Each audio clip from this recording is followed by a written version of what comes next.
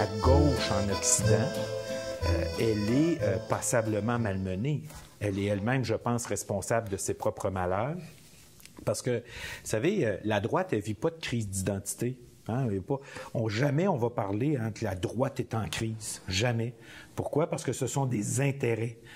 La droite, puis c'est tout à fait légitime dans la vie politique, dans l'espace public qui est le nôtre, dans la droite, elle se réunit, elle défend des intérêts, ils ont des relais pour les défendre, ces intérêts-là, ils ont accès à des ressources, Bon. Qui est en crise en Occident? C'est la gauche. Pourquoi la gauche est-elle en crise? C'est peut-être parce qu'elle s'est éloignée de ce qu'elle était fondamentalement, particulièrement la social-démocratie. À partir des années 80, ce qu'on appelait les gouvernements dits sociaux-démocrates ont graduellement appliqué les solutions de droite.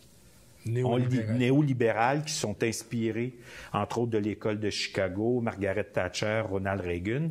Ils vont littéralement appliquer des solutions de droite à des problèmes qui existent, qui ne sont pas des problèmes de droite ou de gauche, qui sont des problèmes de société, des problèmes de développement économique, de répartition de richesses.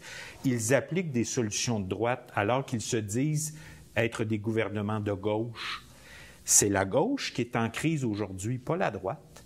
Puis la gauche a la capacité de se diviser, ce qui n'existe pas chez la droite, ou lorsque ça existe, c'est pour des raisons qui n'ont rien à voir avec les raisons qui conduisent la gauche à se déchirer. Et ça, moi, je pense que la gauche, en général, a un devoir d'inventaire. Comment se fait-il qu'on en soit rendu là?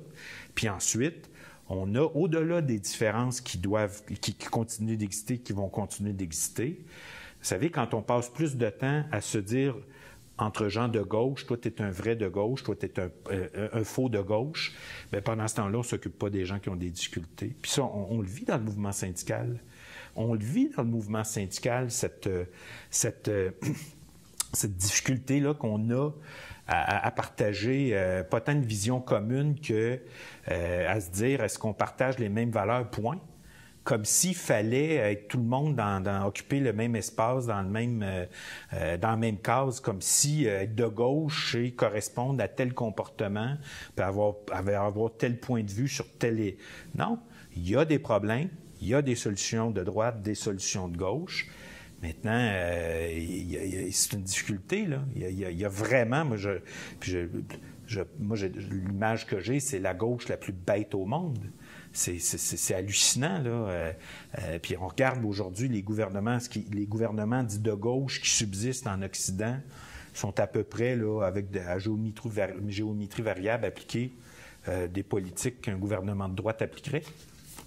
C'est donc l'espace idéologique est dominé par le néolibéralisme. Et puis là, on pourrait, d'un point de vue historique, est-ce que le point de départ, c'est l'effondrement du mur de Berlin qui va correspondre à l'effondrement des idéologies de gauche? On peut se questionner, là, on peut chercher à comprendre, mais en attendant, ça ne permet pas une alternative crédible auprès de la population.